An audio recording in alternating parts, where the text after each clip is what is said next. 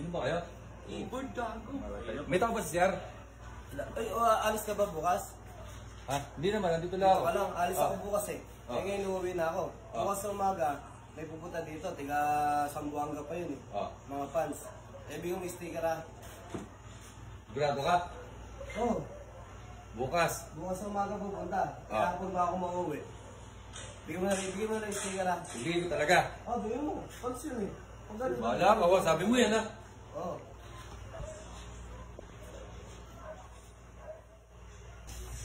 Ay na mga busy. Ay, may tao.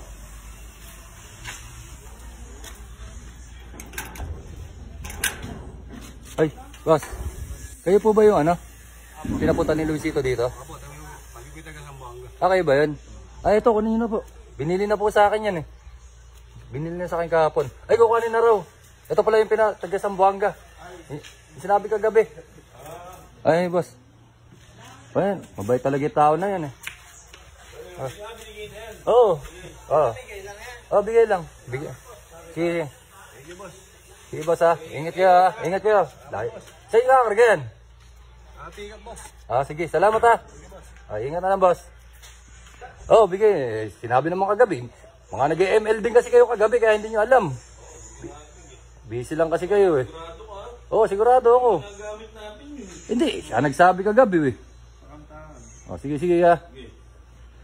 Pagdating, sabihin ko na lang sa kanya. Wala tayong video ko yan. Siya nagsabi nun eh. Ay, naku. Sino yan?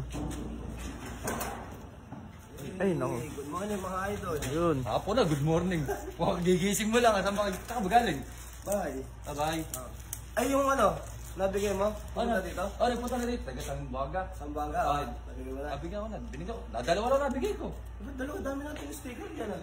Dalawa lang yun nandyan eh. Naku po, dami dun. Dalawa speaker dyan. Ano? Speaker.